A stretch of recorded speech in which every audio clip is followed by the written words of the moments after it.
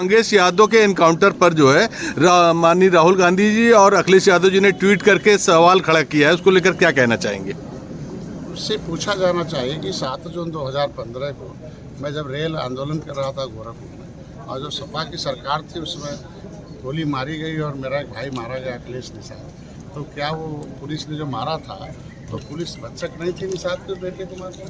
302 को मेरे को मुलजिम बना दिया गया और आज बेशक हमारा समाज नहीं होता तो मैं तो जेल में सड़ जाता। ऐसे जिसकी सरकारों में होता रहा है उसको हमेशा लगता है कि ऐसा हमारी सरकार ने जांच एजेंसियों को, प्रशासन को, जो लोकतंत्र के 4 स्तंभ है, विधायिका, कार्यपालिका, न्यायपालिका, मीडिया, सब अपना काम, इनके समय में जांच एजेंसियां संरक्षण प्राप्त थी, हमारे समय में जांच एजेंसियां सजा दिला रही है। माननीय मंत्री जी, एक चीज ये आ रही है ना उभर कर की, जिस तरह से पूर्व आईपीएस अमिताभ ठाकुर ने भी जो है एसटीएफ डीके साई जो डिप्टी एसपी रहे हैं, उन्होंने खड़ा किया सवाल कि वो कैसे चप्पल पहन के एनकाउंटर कर रहे हैं। वो देखिए आज के दिन में नहीं, चप्पल पहन के एनकाउंटर खड़े करने का जो सवाल है ये बहुत बड़ा सवाल है, इसको लेकर के आदमी सवाल करता है उसका जवाब वही दे सकता है, उसी से पूछा जाता है। रही कि उत्तर प्रदेश में हमारी सरकार ने 0 टॉलरेंस की नीति अपनाई है। जब जनता से जो वादा किया था माफिया मुक्त, भय मुक्त, जितना भी इसमें शामिल रहेंगे अपराधी जितने भी रहेंगे उन्हें कम से कम उत्तर प्रदेश छोड़ के जाना पड़ेगा। माननीय मंत्री जी, सबसे बड़ी चीज है कोई भी पुलिस अगर किसी अपराधी को पकड़ती है दौड़, पहले अपराधी लोग पुलिस को दौड़ाते थे पिछली सरकारों में, हमारी सरकार में पुलिस अपराधी को दौड़ा रही है। अगर अपराधी अपने हिसाब से पुलिस को कुछ तो सुरक्षा में तो पुलिस कुछ नहीं कर सकती। मंत्री जी, जैसे एक बड़ी घटना के रूप में देखा गया डकैती को और एडीजी तक से देखा गया। पहले तो अखिलेश यादव ने कहा कि कानून व्यवस्था खराब है, लेकिन फिर पुलिस ने जो है जब कार्रवाई शुरू करी तो अब वो कह रहे जातिगत इनकाउंटर हो रहा है। देखिए आज के दिन में इनकी समय की व्यवस्था सही रहती तो जनता इन्हें सत्ता से क्यों दूर करती, और हमारी व्यवस्था सही है इसीलिए तो सत्ता जनता जनार्दन होती, जनता जज होती है, जनता फैसला लेती है। अगर जनता के हितों में हमारी सरकार से फैसले ले रही है इसलिए सब सही है। विपक्ष के पास बयानबाजी के अलावा कोई बचा नहीं है। बयानबाजी बोलना, झूठ बोलना, भ्रम फैलाना है, भय दिखाना है, जो है संविधान का डर है तो ये करना, यही काम और कुछ रह गया। ये विपक्ष को कहना चाहिए कि मेरी जब सरकार थी तो पिछड़ों को मैंने इतना काम किया, दलितों को इतना काम किया, उत्तर प्रदेश में इतना काम किया, महिलाओं के इतना काम का जिक्र करना चाहिए जिससे कि जनता उन्हें खुश होकर फिर से राजनीति में अवसर प्रदान करे। काम तो कुछ किया नहीं, जनता ने हटा दिया, उसका नाम कभी लेंगे नहीं। हम तो रोज सुबह से शाम तक सभी मंत्री या जनता एक ही जगह जगह लिखा है, सड़कें बनाया, एयरपोर्ट बनाया, इलाज के अस्पताल कितने सुंदर हैं, हमारे जो है स्कूल कैसे हैं, अपराधी कैसे भाग गए, कैसे उत्तर प्रदेश सर्वोत्तम प्रदेश, अर्थव्यवस्था में कैसे आ रहा, रोजगार में कैसे आ रहा, महिलाएं कैसे खुश हैं, व्यापारी कैसे आज के दिन में सुरक्षित अपना व्यापार कर रहा है। अब व्यापारी की सुरक्षा करना हमारा धर्म बनता है, तो सुरक्षा में अगर वो डकैत किसी को चला देता तो दूसरा तो किसी जाति का आदमी मारा जाता। माननीय मंत्री जी, जिस तरह से दुकान पर तो किसी जाति का आदमी हो सकता है ना। माननीय मंत्री जी, जिस तरह से आपके पूर्व सांसद संगम लाल गुप्ता जी ने आरोप लगाया है सुल्तानपुर के डीपीआरओ पर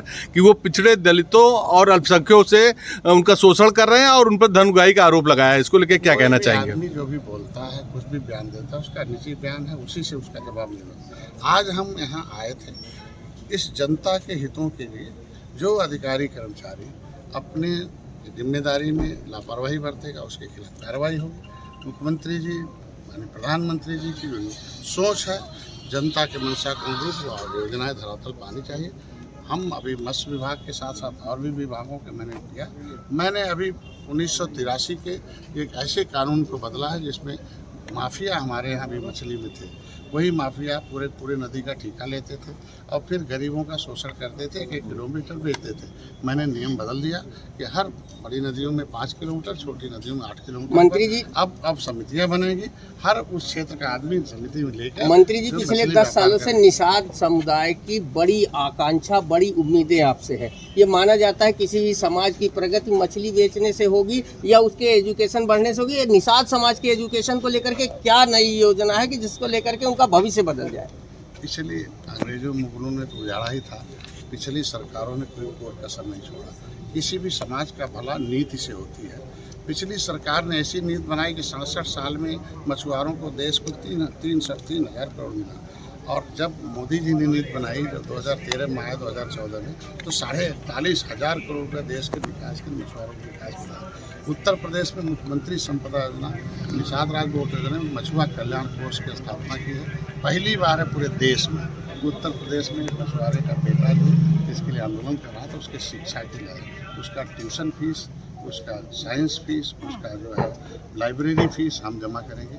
वो अगर नौकरी चाहता है, IAS PCS बनना चाहता है, गरीब है, पैसा नहीं है, तो उसकी कोचिंग की भी फीस हम देंगे। मतलब गरीब का बेटा DM बनेगा, निषाद का बेटा केवल मछली नहीं मारेगा बल्कि कलम चलाएगा और समाज का हित करेगा, देश को प्रगति पे ले जाएगा। यह किसी ने भी नहीं सोचा होगा, ये माननीय मुख्यमंत्री की देन है, माननीय प्रधानमंत्री और निषाद की देन है और निषाद पार्टी के लोगों की ये कर्मठता है। उन्होंने हमारे ऊपर विश्वास किया। आज के दिन में उनके लिए हम मछली पालन एक व्यवसाय है, मछली पालना कोई वो नहीं है, व्यवसाय करना। आज चाइना जो है पूरी दुनिया में 70% मछलियों पर व्यापार कर रहा है, पैसे के मालिक हैं।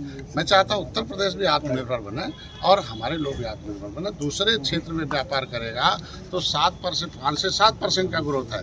मत्स्य क्षेत्र में आज के दिन में 20 से 25% का ग्रोथ है। 10,000 रुपया अगर आप बैंक में डालेंगे तो 10 साल बाद 20,000 होगा। हमारे यहाँ जब पानी में डाल देंगे 10,000 मछली के रूप में तो 1.5 साल में 20,000 का हो जाएगा। इतना बड़ा ग्रोथ कहाँ है? तो आज के दिन में उनको हम सब्सिडी दे रहे हैं, उनकी शिक्षा के लिए, उन्हें कौशल विकास के लिए। अभी निषादों के बेटे को अभी इसी जिले से 10 लड़के जाएंगे दूसरे प्रदेशों में, सीख के आएंगे, व्यापार करेंगे, उसका पैसा हम दे रहे हैं। शिक्षा के लिए, इलाज के लिए जिनका आयुष्मान भारत कार्ड नहीं था, तड़पते थे निषाद के बेटे, अपने दिल के टुकड़े को ऐसे वापस लेके आ जाता था। आयुष्मान भारत कार्ड नहीं है, इलाज नहीं है, तो मैंने उनके 16 बड़े गंभीर बीमारियों के लिए